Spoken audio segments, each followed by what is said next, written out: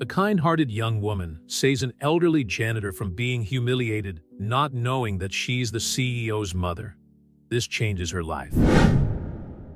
Spilled coffee dripped slowly down the marble table as debauched laughter echoed through the elegant surroundings of Skyline Coffee, located on the 45th floor of Chicago's imposing Reynolds Tower. Zoe Franklin watched the scene with her hands shaking with indignation, while a gray-haired lady in a light blue uniform tried to clean up the mess purposely caused by a group of executives. "Maybe if you weren't so slow, you wouldn't have to clean up so much," sneered one of them, adjusting his Italian silk tie with a smug smile. Zoe, who had just entered the cafeteria for her usual breakfast before work, felt her blood boil.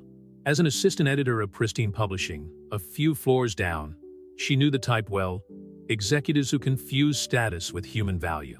"Excuse me," Zoe approached, her firm voice cutting through the air. "Could you please show a little respect? This lady is doing her job." Silence overtook the room. The lady, Martha Reynolds, as her badge indicated, stood still with a cleaning cloth in her hand, her kind eyes wide with surprise. "In your?" asked another executive, arching a perfectly trimmed eyebrow. "Someone who knows the difference between professional success and character," replied Zoe, keeping her gaze steady. Her dark brown curls framed a determined face that showed no fear. What Zoe didn't know was that, through the building's security cameras, Maxwell Reynolds was watching the scene unfold in his penthouse office. His blue-gray eyes fixed on the monitor as he watched someone finally defend his mother. Martha had always insisted on keeping her job as a janitor, even after Max had turned a small tech startup into a multi-billion-dollar empire. "Money changes the world around us, son," she used to say, "but it shouldn't change who we are." In the cafe, the executives began to disperse, muttering insincere apologies. Zoe helped Martha clear up the rest of the coffee, ignoring the curious looks from the other customers. "Thank you, dear," Martha smiled, her wrinkles deepening with genuine gratitude. "You needn't have bothered." "Of course I did," Zoe replied, returning the smile. Zoe Franklin. I come here every morning, and I always admire how you keep this place spotless." "Martha," she introduced herself without mentioning her surname. "You're the first person in a long time who's actually seen me." From the penthouse, Maxwell continued to watch. At 35, he had built a tech empire, but he rarely witnessed gestures of genuine kindness like that, especially towards his mother, who insisted on keeping her identity a secret. Over the next few days, Zoe and Martha developed a friendship. Every morning, Zoe arrived a little early to chat with the janitor. Martha shared stories of her 40 years of work, while Zoe talked about her dreams of becoming a renowned publisher. "You know, Martha, sometimes I wonder if I'm not dreaming too big," Zoe confessed one morning, stirring her coffee with a spoon. "The publishing world is so competitive."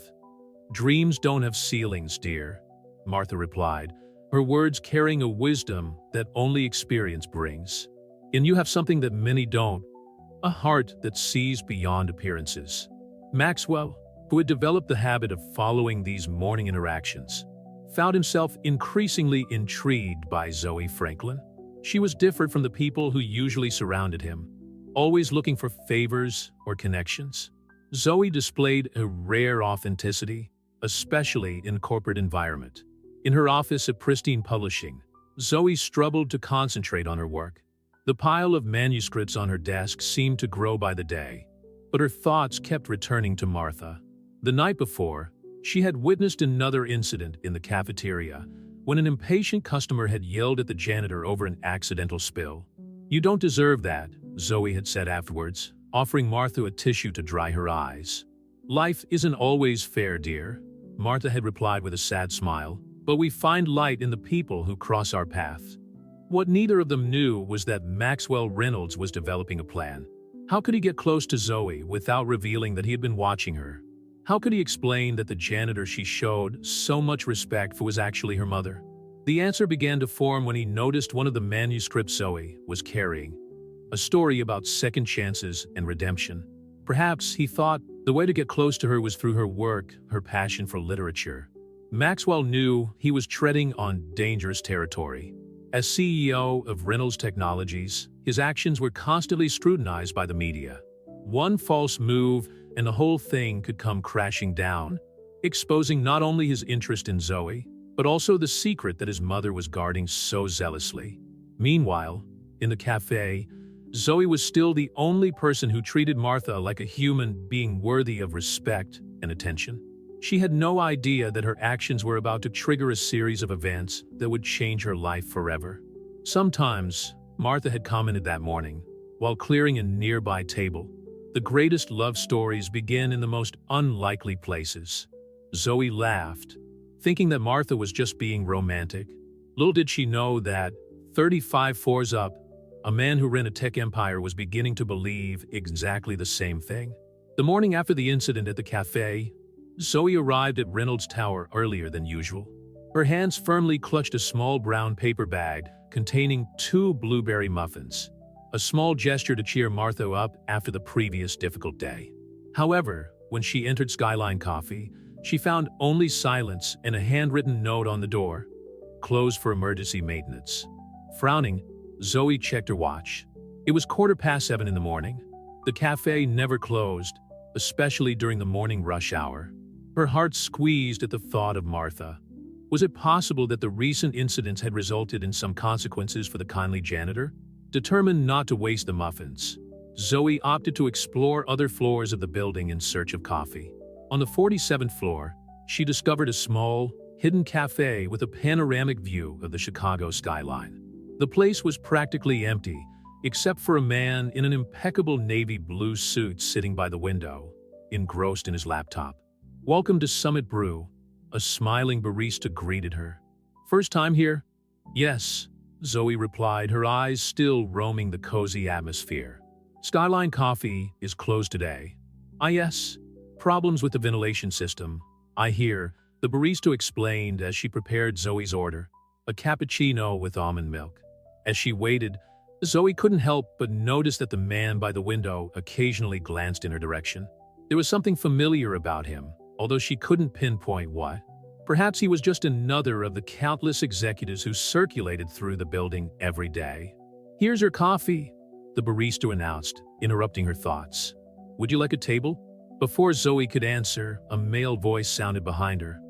"You can sit here if you like. The view is spectacular." It was a man with a laptop.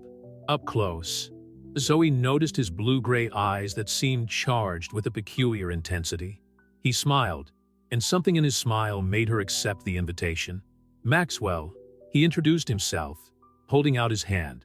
"Zoe Franklin," she replied, settling into the chair opposite. "I work at Pristine Publishing, a few floors down."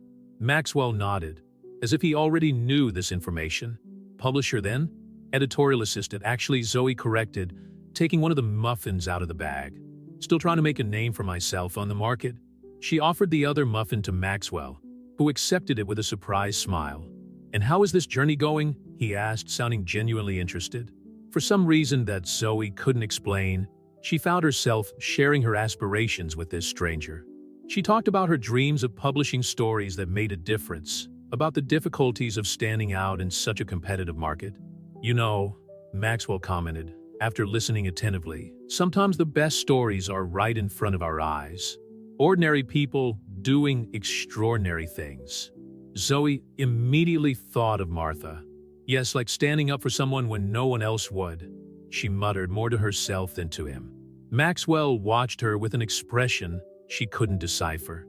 "Exactly," he replied softly. The conversation flowed naturally, and before they knew it, almost an hour had passed. Zoe discovered that Maxwell was involved in technology, although he was vague about the specific details of his work. "I have to go," Zoe announced, checking her watch ruefully. "I have a meeting in 10 minutes. "It's been a pleasure, Zoe," Maxwell smiled, standing up politely as she prepared to leave. "Maybe we'll meet again around here?" "Maybe," she replied with a small smile, although she doubted it. Summit Brew seemed to be frequented by a more exclusive circle of executives. Back at her desk at Pristine Publishing, Zoe couldn't stop thinking about the strange morning she'd had. She worried about Martha and, at the same time, found herself remembering her conversation with Maxwell. There was something about him, a veiled kindness, a genuine curiosity, that intrigued her. What Zoe didn't know was that, at that very moment, Maxwell was in his penthouse office, reviewing the security cameras from the cafe over the last few days. He watched the way Zoe treated her mother, how her face lit up when she talked to Martha, how fiercely she defended those whom others ignored. "How was the meeting?" Martha asked as she entered her son's office for their secret daily lunch. "It wasn't a date, Mom," Maxwell replied, quickly closing the security screens. "It was an orchestrated coincidence." Martha laughed, her eyes sparkling with wisdom. "Son, nothing in this building happens by coincidence, especially when you're involved." Maxwell sighed, running a hand through his dark hair. "She's different, Mom. Genuine. I can't just walk up and say, 'Hey, I'm the CEO of the building, and I've been watching you defend my mother, who pretends to be just a janitor.' Then find another way," Martha suggested, helping herself to the lunch they had ordered. "But remember, the longer you wait, the harder it will be to explain all this later." Maxwell knew his mother was right. He needed to find a way to get closer to Zoe without compromising his mother's secret or looking like a corporate stalker. The solution began to form in his mind when he noticed a memo on his desk. Pristine Publishing was looking for investors for a new publishing line focused on stories of social transformation. Perhaps, he thought, there was a way to unite the worlds of technology and literature, creating an opportunity not only to get closer to Zoe, but also to help her realize her publishing dreams. What he didn't imagine was that his plans were about to become complicated in ways that not even all his business power could control. The morning after their meeting at Summit Brew, Zoe found a brown envelope on her desk at Pristine Publishing. Inside was a manuscript with a sticky note. "We need a second opinion. Top priority. Catherine Walsh, editor-in-chief." Her heart raced. Catherine Walsh rarely asked editorial assistants for their opinion, especially on priority projects. The manuscript, entitled Masks of Success, told the story of a businessman who lived a double life in order to better understand his employees. As she flipped through the pages, Zoe couldn't help but think of Maxwell. There was something familiar about the way the book's protagonist moved between different social worlds. She shook her head, pushing the thought away. It was unlikely that she would meet him again. During her lunch break, Zoe went down to Skyline Coffee, relieved to see that it was running smoothly. Martha was clearing the tables with her usual serene smile. "Martha, I was worried about you yesterday." Zoe approached, noticing something different about the lady's countenance. "Is everything all right?" "Oh dear." Martha smiled, her eyes twinkling in a mysterious way. "Sometimes things aren't exactly as they seem, but everything is perfectly fine." Before Zoe could question the meaning of that enigmatic reply, her phone vibrated. It was an email from an unknown address. m.reynolds@reynoltech.com. "Ms. Franklin, I'd like to discuss a potential partnership between Reynolds Technologies and Pristine Publishing. Can we meet today at 3 p.m. at Summit Brew? Sincerely, Maxwell Reynolds." Zoe almost dropped the phone. Maxwell Reynolds, the CEO of Reynolds Technologies, owner of the building where she worked. The same man she had shared muffins and dreams with the morning before. "You look like you've seen a ghost," Martha commented, watching her intently. I just found out that I had coffee with Maxwell Reynolds yesterday," Zoe replied, still dazed. "And he wants to meet me today." Martha disguised a smile, continuing to clear the tables. "Sometimes the most important meetings seem like coincidences, don't they?" At 2:55 p.m., Zoe went up to the Summit Brew, her hands sweating slightly as she held the manuscript she was revising. She decided to take it with her as a kind of shield, something to occupy her hands and mind. Maxwell was already there, wearing a gray suit that highlighted his eyes. When he saw her, he stood up with a smile that seemed to mix guilt and expectation. "Miss Franklin," he began, but Zoe interrupted him. "Why didn't you mention who you were yesterday?" Her voice came out firmer than she had expected. Maxwell indicated a chair and then sat down. "Because for the first time in a long time, someone talked to me without expectations or pretensions. It was refreshing." Zoe studied his face, looking for signs of manipulation, but found only sincerity. "In this meeting, is it really about a partnership?" "Yes and no," Maxwell admitted, ordering 2 coffees from the barista. "Reynolds Technologies is really interested in investing in innovative digital publishing." But he paused, choosing his words carefully. I also want an excuse to talk to you again. Why? Zoe asked, her curiosity momentarily overcoming her indignation. Maxwell hesitated, his eyes flicking briefly to the manuscript in her hands. Because you see people, Zoe. You really do. It's rare to find someone like that, especially in this corporate environment. The conversation flowed into professional aspects, with Maxwell explaining his vision for a digital publishing platform that would democratize access to literature. Zoe found herself involved, contributing ideas and perspectives on the publishing market. There's something else I need to confess, Maxwell said as the meeting drew to a close. His face took on a tense expression, but before he could continue, his phone rang. It was an urgent message about a problem with the company's servers. Sorry, we need to continue this conversation at another time. He stood up, visibly frustrated by the interruption. Can I email you more details about the project? Zoe nodded, watching him leave hastily. There was something unspoken hanging in the air, a truth that Maxwell seemed to struggle to reveal. Back at her desk, Zoe couldn't concentrate. The Masks of Success manuscript seemed to mock her with its coincidences. Her cell phone vibrated again. Another message from Maxwell. About today, there's a lot more I need to tell you. Have dinner with me tomorrow? Zoe looked out of her office window, watching the afternoon sun reflect off Chicago's buildings. Something was happening, something bigger than a simple business proposal.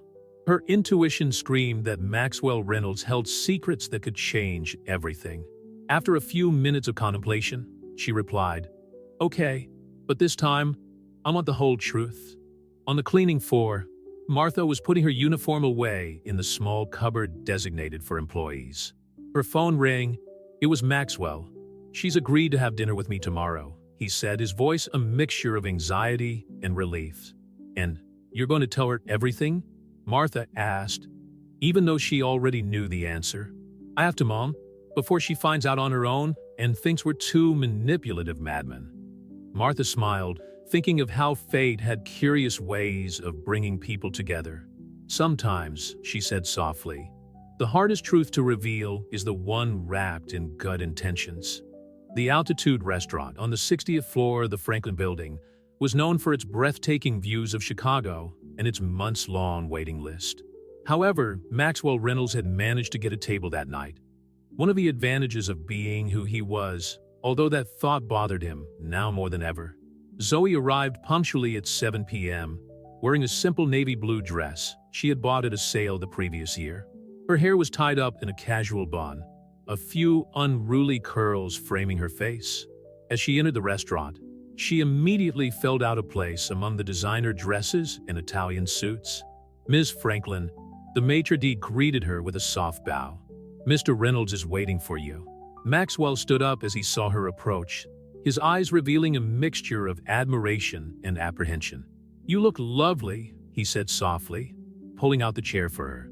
Thank you, Zoe replied, trying to keep her composure as she took in the luxurious surroundings. Although I do feel a bit like an insider here. You'd be surprised how many people here feel exactly like that, Maxwell commented, an enigmatic smile on his lips. Including me sometimes. The sommelier approached with a bottle of red wine. But before he could make his elaborate presentation, Zoe interrupted. Water, please. I need to keep my mind clear for this conversation. Maxwell nodded, dismissing the sommelier with a polite gesture. You're right. Clarity is exactly what we need tonight. So, Zoe began, her fingers drumming lightly on the table. What are these truths you need to tell me? Maxwell took a deep breath, settling his napkin in his lap, a gesture that betrayed his nervousness. Where to start? First, I have to admit that our meeting at Summit Brew wasn't exactly a coincidence. I figured, Zoe replied, keeping her voice calm despite her racing heart. Skyline Coffee never closes for maintenance. No, it doesn't, he agreed. I've been watching you for some time, Zoe, through the building's security cameras. The waiter arrived with the menus, but Zoe barely noticed him. Why? Because of the way you treat Martha, Maxwell replied, his voice dropping to almost a whisper. Because of the way you defend her, the way you talk to her every morning, the way you make her smile. Martha, Zoe repeated, starting to put the pieces of the puzzle together. Is there something about her I should know? Maxwell closed his eyes for a moment, gathering his courage. Martha Reynolds is my mother. The silence that followed was deafening. Zoe felt as if the air had been sucked out of the room. The conversations at the neighboring tables seemed distant, as if they were taking place in another universe. Your mother, she finally managed to say. The janitor who suffers daily harassment from arrogant executives is your mother. And you just watch? It's not that simple, Maxwell hastened to explain. It was her choice to keep her job. Believe me, I've tried 1,000 times to convince her to retire, but she insists that her job keeps her connected to reality, that it prevents her from losing herself in the privilege that my success has brought. Zoe picked up her glass of water, taking a long sip as she processed the information. Why didn't she ever tell me? For the same reason, she keeps it a secret from everyone, Maxwell explained. She doesn't want to be treated differently. She doesn't want people to see her as the CEO's mother. She just wants to be Martha. And you decided to tell me now because you see her exactly as she wants to be seen, as a person worthy of respect, regardless of her position. And because he paused, carefully choosing his next words, because I fell in love with the way you see the world. The waiter returned, eager to take their orders, but Maxwell dismissed him again with a gentle gesture. So, all that talk about partnerships between companies? It's real, Maxwell assured him. The business proposal is genuine. But you're right to think it was also an excuse to approach me. Zoe leaned back in her chair, watching the city light up through the restaurant windows. You know what's ironic? The manuscript I'm reviewing is about a businessman living a double life. Actually, Maxwell smiled shyly. It's not that ironic. I may have had something to do with it arriving on your desk. Oh my God, Zoe muttered, bringing her hands to her face. How much more? What else did you orchestrate? Just that, I swear, Maxwell answered quickly. Everything else, your interactions with my mother, our conversation at Summit Brew was genuine. I just created some opportunities. You realize how scary that is, don't you? Zoe questioned, although her voice didn't carry anger, just cautious curiosity. I do, he admitted, and I feel terrible about it. But I also realized that the longer I waited to tell the truth, the worse it would be. Silence hung between them again, filled only by the distant sounds of cutlery and conversations around them. Finally, Zoe spoke up. Does Martha know you're telling me all this? It was her idea, Maxwell laughed softly. She said I was being a romantic fool, trying to create elaborate dates when I could just be honest. A small smile appeared on Zoe's lips. That sounds like something she'd say. So, Maxwell leaned over the table slightly. Now that you know everything, the big question is, do you still want to have dinner with me? Zoe studied the man in front of her, the powerful CEO who orchestrated elaborate meetings, who watched your mother through security cameras, who seemed simultaneously safe and vulnerable. Yes, she finally answered, but on one condition. What? The next time I defend your mother against some arrogant executive, you have to show up in person to put on a show of authority. I'm tired of doing it myself. Maxwell's smile lit up his entire face. Agreed. Now, can we finally order dinner? I'm starving. Of course, Zoe smiled back. And Maxwell, thank you for trusting me with the truth. What neither of them knew was that, at that very moment, Martha Reynolds was watching the scene from her small house in the suburbs, smiling as she held a cup of tea. Sometimes, she thought, it takes a little maternal manipulation to bring together two souls who were born to meet. The day after the revealing dinner at Altitude, Zoe arrived early at Skyline Coffee, her heart beating to a different rhythm at the sight of Martha. The janitor was at her usual post, but now every little detail about her seemed to scream, Maxwell Reynolds' mother. Good morning, dear. Martha smiled, that same gentle smile that Zoe had known for weeks, but which now carried a new meaning. So, Zoe began adjusting the strap of her bag. I think we have a lot to talk about. Martha put her cleaning cloth aside and guided Zoe to a more private table. Max told me about dinner. I imagine you have questions. Why are you still here? Zoe asked directly. Why put up with disrespect when you could be living in a mansion on the Gold Coast? Martha added with a soft laugh. Darling, let me tell you a story. When Max was little, We lived in a tiny apartment on the south side. I worked 3 different jobs to keep him in school. One of them was here, in this very building, although at the time it had another name. Zoe watched as Martha lost herself in memories, her wrinkled hands intertwined on the table. Every evening, Max would sit in our little kitchen and show me his drawings of computers and circuits. He was only 12, but he was already dreaming of creating something revolutionary. And you know what he always said? "One day, Mom, I'm gonna buy this whole building so you don't have to clean it anymore." And he did it, Zoe murmured, impressed. Yes, he did, but when the time came, I realized that I didn't want to stop. This job is not just about clearing tables or serving coffee. It's about keeping our feet on the ground, about remembering where we came from, and above all, about recognizing the value of each person, regardless of their position. The cafe was beginning to fill up as executives hurriedly queued for their breakfast. Martha watched the movement with a knowing smile. "Besides," she continued, "how could I have met you if I'd been at home playing bridge with the ladies of the club?" Zoe blushed, suddenly remembering something. "Did you know the whole time that Maxwell was watching me on camera?" "Of course I knew," Martha laughed. "My son may be a technological genius, but he's still as transparent as glass to me. I saw how his eyes lit up every time he mentioned you during our lunches. You have lunch together? Every day, in his office. It's our little secret ritual. Well, not so secret now." Just then, Zoe's cell phone vibrated with a message from Maxwell. "Looking at you two now. You seem to be having an interesting conversation." Zoe looked up, searching for the cameras discreetly installed in the ceiling, and typed back, "Stalker." The answer came instantly. "Guilty. But I have official permission to watch now, don't I?" "He's watching us now, isn't he?" Martha asked, recognizing the smile on Zoe's face. "Yes. Apparently, it's a hard habit to break." "You know," Martha leaned forward, lowering her voice. "Ever since his father left us when Max was only 5, he's developed this need to protect the people he loves. The cameras, the monitoring, it's his way of keeping everyone safe." Zoe felt her heart squeeze. "He's never mentioned his father. He doesn't. Richard was a brilliant but unstable man.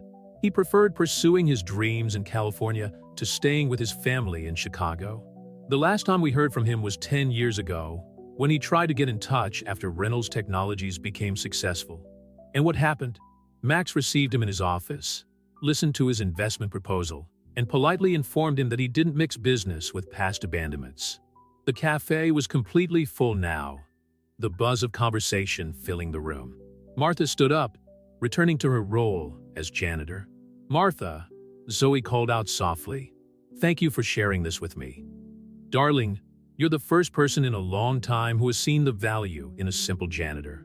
And the first one who made my son forget his security cameras and really live in the moment." Martha paused, her eyes shining with wisdom. "Just promise you'll be patient with him. Behind the powerful CEO, there's still that 12-year-old boy drawing circuits in our little kitchen." Zoe nodded, feeling the weight of Martha's trust in her. Her phone vibrated again with another message from Maxwell. "Dinner tonight? I promise not to choose such a pretentious place." Looking at Martha, who was now clearing a nearby table with her usual serene smile, Zoe replied, "How about you cook for me? I hear there's an interesting kitchen somewhere in this building." The answer took a few seconds. "Brave. Just don't tell my mom I'm gonna try to cook. She's still not over the pasta incident of 2019. Zoe laughed, putting her phone away and getting ready for work. As she walked to the elevator, she realized that she was entering something much bigger than a simple corporate romance story. He was entering a story about family, overcoming, and second chances. A story that, curiously, began with a spilled cup of coffee and a janitor who wasn't just a janitor. The aroma of something burning filled the penthouse apartment as Zoe stepped out of the private elevator. Maxwell, wearing an apron over his partially unbuttoned dress shirt, was covertly trying to open the windows while waving the smoke away with a dishcloth. "Welcome to the culinary disaster of 2024, he smiled ungraciously, running a hand through his disheveled hair. "I guess I should have mentioned that my talent in the kitchen is inversely proportional to my success in business." Zoe couldn't help laughing when she saw the powerful CEO of Reynolds Technologies looking so out of place in his own kitchen. "Why didn't you ask your mother for help?" "Because," Maxwell replied, turning off the extractor fan, "I wanted to impress you all by myself." Clearly, it was a miscalculation. The kitchen was a sight to behold, dirty pans piled up in the sink, ingredients scattered across the marble counter, and something unrecognizable in the oven that was probably supposed to be the main course. "You know," Zoe began, taking off her coat, "there's a reason why CEOs have private chefs." "Actually, I have one," Maxwell admitted, turning off the oven. "But I thought it would be more authentic to cook myself. My mother always says that the best conversations happen in the kitchen." "Speaking of your mother," Zoe began to roll up her sleeves, "we had an interesting conversation this morning." Maxwell tensed for a moment. "Did she mention my father?" "Yes," Zoe replied softly, moving closer to him. "And she also mentioned a certain pasta incident in 2019 that you preferred not to detail." The relief on his face was visible. "Oh, that?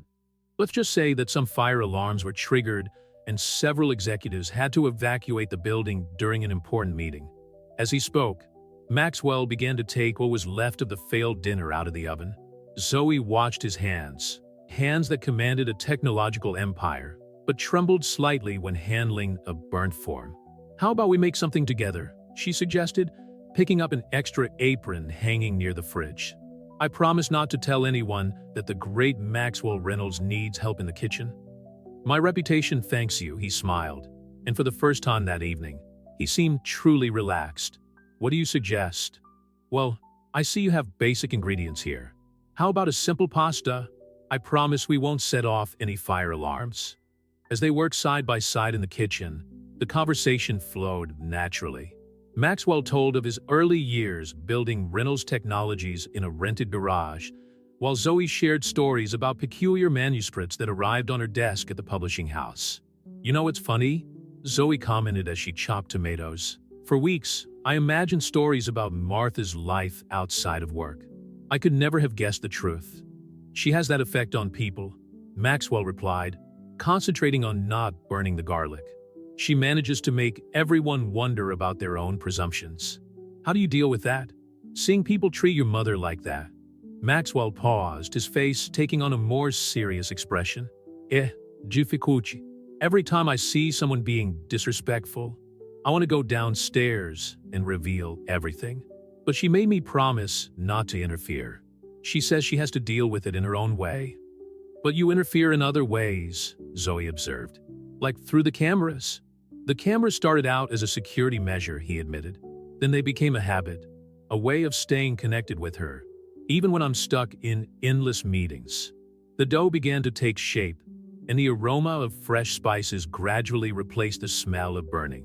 Zoe noticed how Maxwell was watching her prepare the sauce, his eyes attentive to every movement. "What is it?" she asked, catching him by surprise. "I was thinking how ironic it is," he replied. "I've spent weeks watching you through cameras, and now I can't take my eyes off you in person." Zoe felt her cheeks flush. "Is that supposed to sound romantic or creepy? A bit of both?" Maxwell laughed, running his hand down his neck in a nervous gesture. "Sorry, I'm still learning to navigate all this. I'm usually much better at business negotiations than at, well, that. Zoe arched an eyebrow. "Trying to impress someone who already knows me in my most vulnerable moments, even before they really know me." The pasta was almost ready, and the apartment now smelled like a real Italian kitchen. Zoe began to set the table, noticing for the first time the spectacular view of Chicago through the apartment windows. "Your mother told me about the drawings," she commented softly. "About you creating circuits in the kitchen when you were a child." Maxwell stopped what he was doing, surprised. "She talked about that?" "Yes, about how you promised to buy this building for her. And yet she chose to keep cleaning it," he added, a sad smile on his lips. "Sometimes I wonder if she isn't trying to teach me a lesson with all this. Maybe the lesson is that real value has nothing to do with how much money you have or what position you hold," Zoe suggested, putting the last of the cutlery on the table. "As he demonstrated by defending a simple janitor from arrogant executives?" "Exactly," she smiled. "Although now I know I was defending the mother of my future boss." Maxwell almost dropped the plate he was holding. Your future boss? Well, if we're really going to make this partnership between Reynolds Technologies and Pristine Publishing happen. Oh yes, of course, he regained his composure, but Zoe noticed a slight blush on his cheeks. The partnership. The pasta was finally ready, and the two of them sat down to dinner. The food was surprisingly good, much better than Maxwell's initial attempt. So, Zoe began, swirling the wine in her glass. Now that we're no longer keeping secrets from each other. Actually, Maxwell interrupted her gently. There's still one thing you need to know. There's still something you need to know. Maxwell's confession hung in the air like a dense cloud. Zoe placed her fork on the table, her heart racing slightly at the seriousness in her voice. The Masks of Success manuscript that arrived on your desk. He began adjusting his posture in his chair. It wasn't just my suggestion to Catherine Walsh. I wrote it. Zoe blinked several times, processing the information. You wrote a book? Actually, I've written several, Maxwell admitted, getting up to get something from his office. He returned with a thick folder. Under the pseudonym M.R. Stone, Catherine is the only one in Pristine who knows.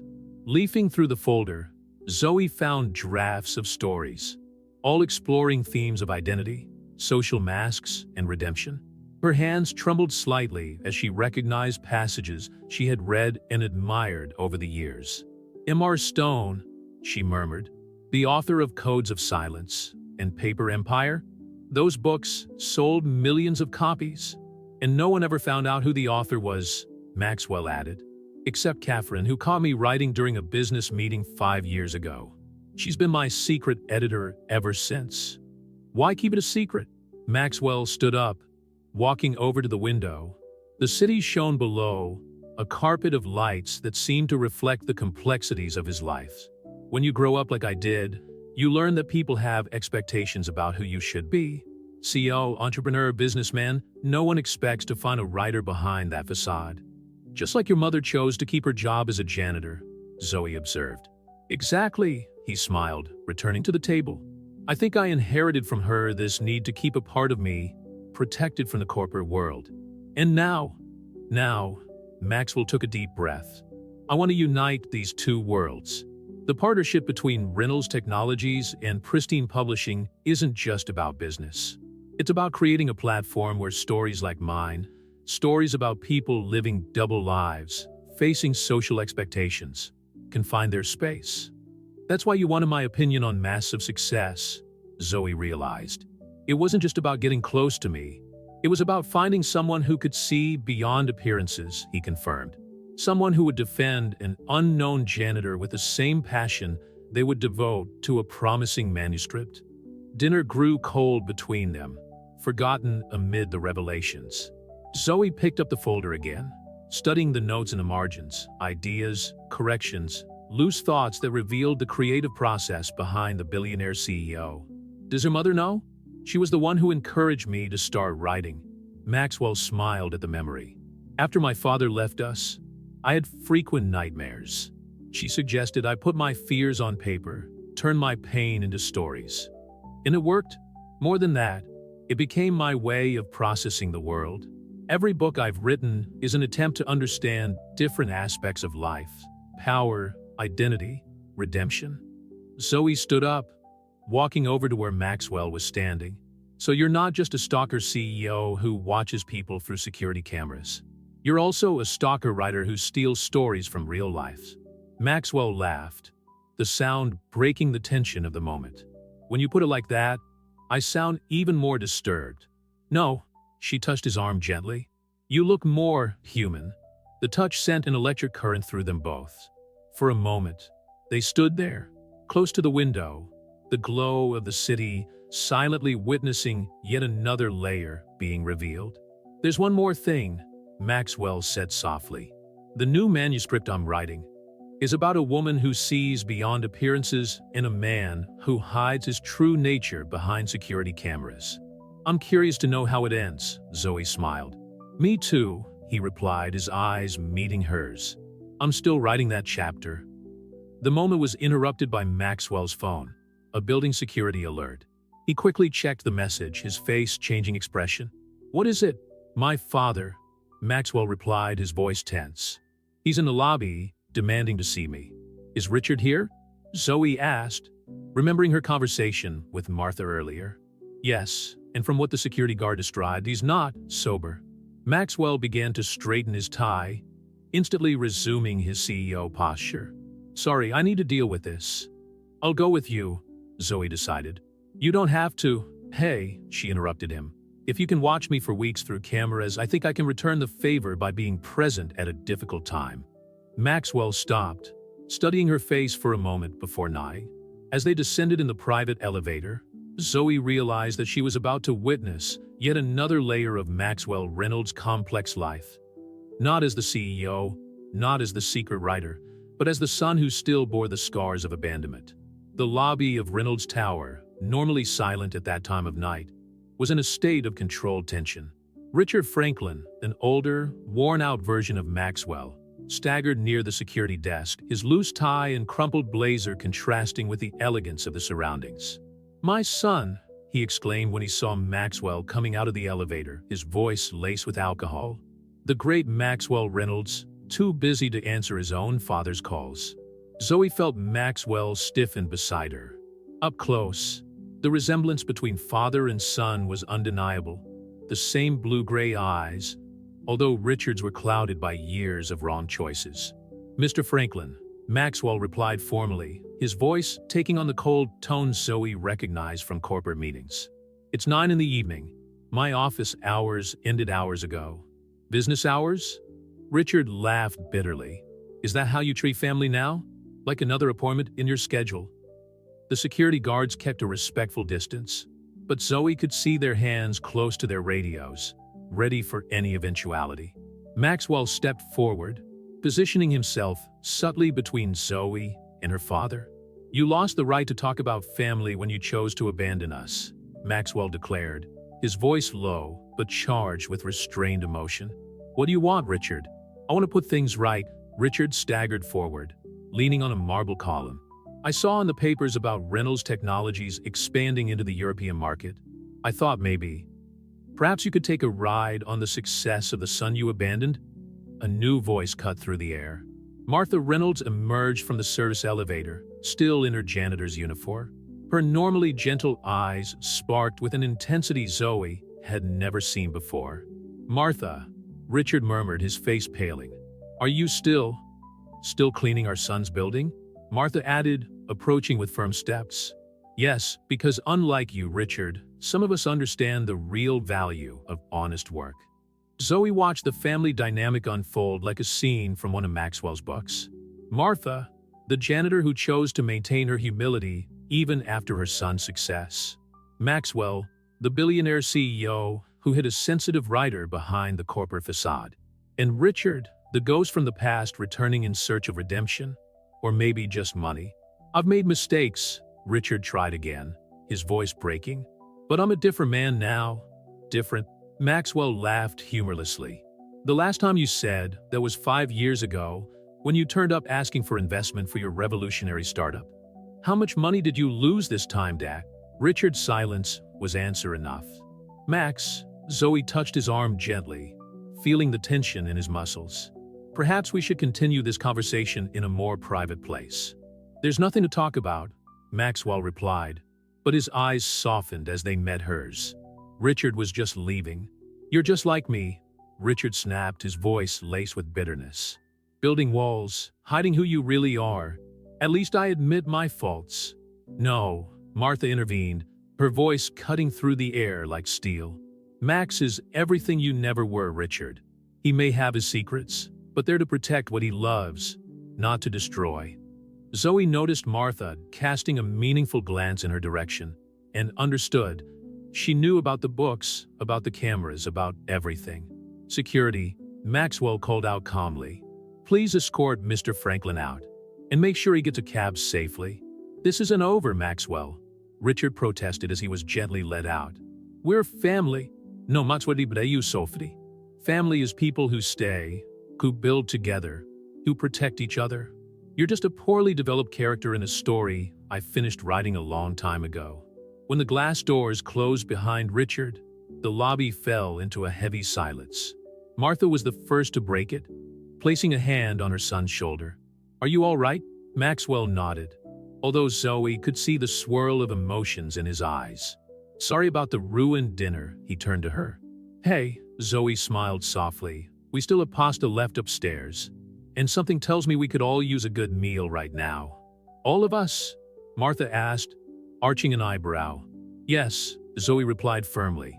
"After all, someone needs to tell me more about this young man who drew circuits in the kitchen and dreamed of writing stories."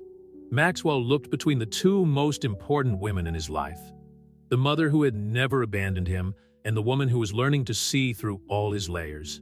And for the first time that evening, a genuine smile lit up his face. "I think we need more wine," he commented as they walked to the elevator. "And you need cooking lessons," Martha added, making Zoe laugh. The trio went up to the penthouse, leaving the ghosts of the past in the lobby below. Sometimes, Zoe thought, the best stories aren't the ones we write, but the ones we live, with all their imperfections, revelations, and second chances. The soft light of dawn found Zoe awake in her Lincoln Park apartment, mentally going over the events of the night before. The impromptu dinner on the rooftop with Maxwell and Martha had gone late into the night, the stories flowing as naturally as the wine they shared. "I remember when he was 16, Martha had said, her eyes sparkling with memories. "I found dozens of notebooks hidden under his bed, all full of stories about a boy who built machines to mend broken hearts." Now, sitting on her small balcony with a cup of coffee, Zoe realized how those teenage stories had evolved into M.R. Stone's complex novels. Stories about people trying to mend not machines, but their own fragmented lives. Her phone vibrated with a message from Maxwell. "Emergency meeting at Pristine at 9 a.m. Catherine wants to discuss the partnership. I promise I didn't plan this." Zoe smiled, wondering how many coincidences in her life over the last few weeks had been truly unplanned. As she prepared for work, she reflected on how her own story had intertwined with the Reynolds in ways that no scriptwriter could have predicted. At Pristine Publishing, the mood was different. Staff were whispering in the corridors, casting curious glances in his direction. Apparently, the news that Reynolds Technologies was interested in a partnership had already spread, along with rumors about the editorial assistant who had caught the billionaire CEO's eye. Catherine Walsh was waiting for her in her living room, along with Maxwell and two Reynolds Technologies executives. "Zoe, I'm so glad you're here," the editor-in-chief smiled, indicating a chair. "We were just discussing how your editorial vision would be fundamental to this project." "My vision?" Zoe asked, taking a seat next to Maxwell, who maintained an impeccable professional expression. "Maxwell told us about his ideas for democratizing literature through technology," Catherine explained, "about how we could use Reynolds' platform to give a voice to stories that don't normally find space in the big publishing houses." Zoe cast a surprised glance at Maxwell. They had vaguely discussed these ideas over dinner, between stories about her childhood and confessions about her fears. "Actually," Maxwell interjected, "it was Zoe's unique perspective on human value and authenticity that inspired much of this project." The meeting continued with discussions about technical and financial aspects, but Zoe sensed something else going on beneath the surface. Maxwell wasn't just proposing a commercial partnership. He was creating a space where stories like his and his mother's could be told.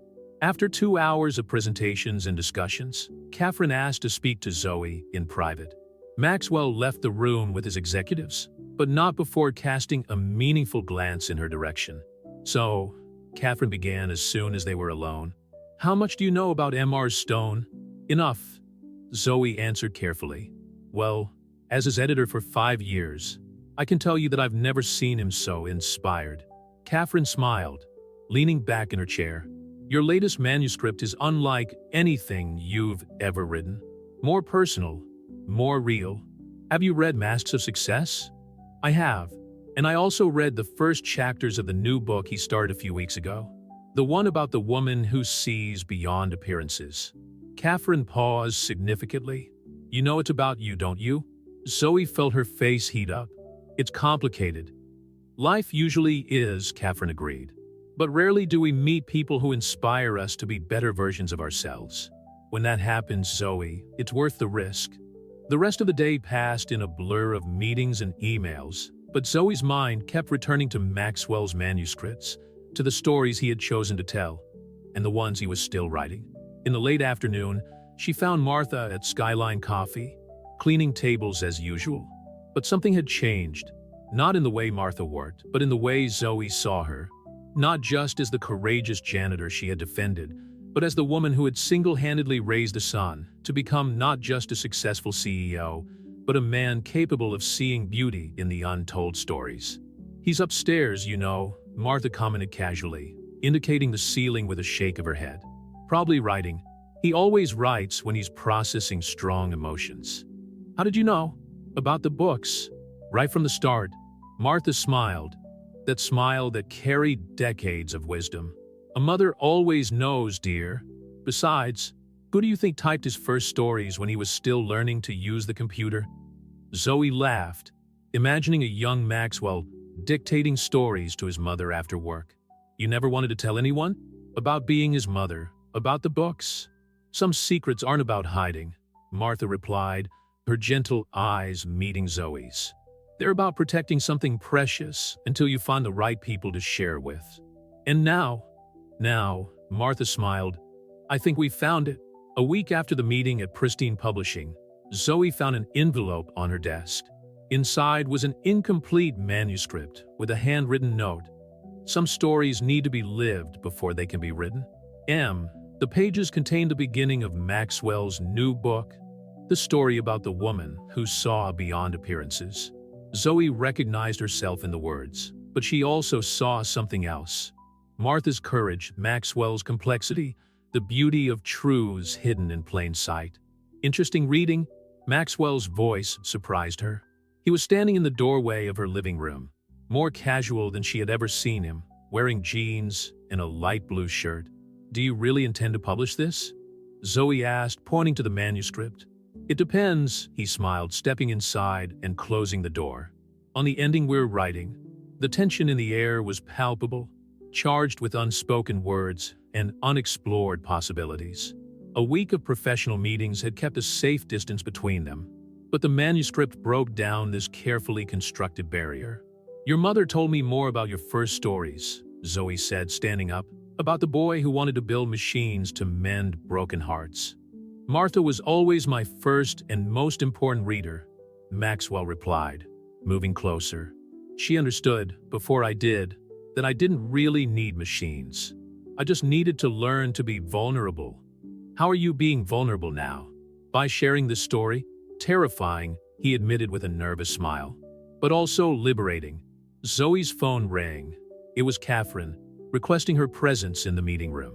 When they got there, they found not only the editor-in-chief, but also Martha, wearing not her janitorial uniform, but an elegant navy blue ensemble.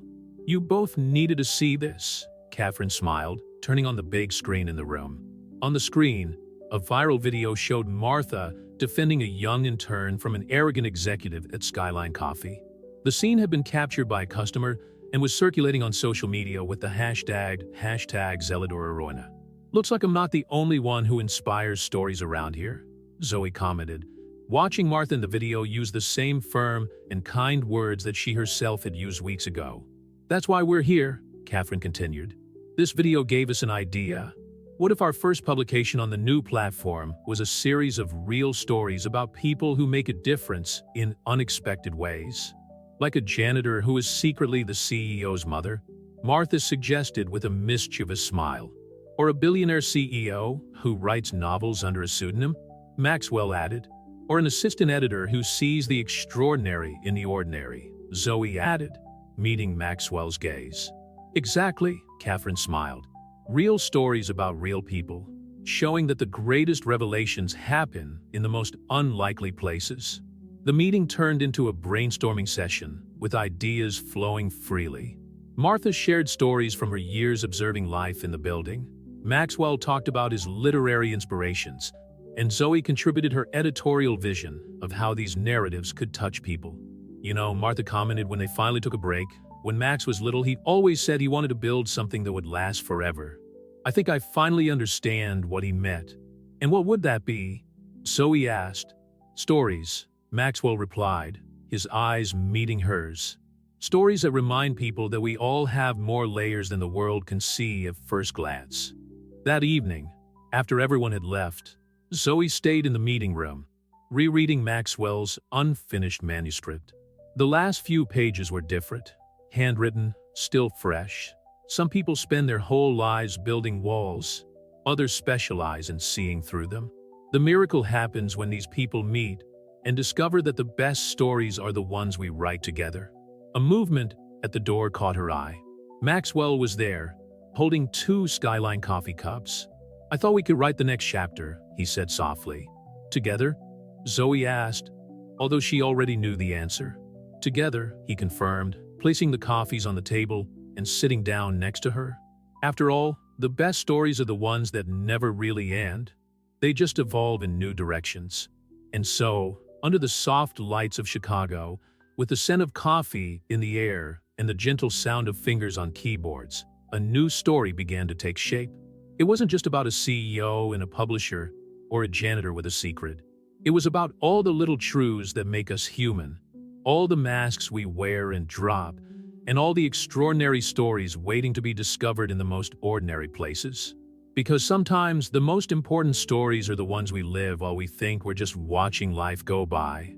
And sometimes, the truest love begins with a spilled cup of coffee and the courage to see beyond appearances.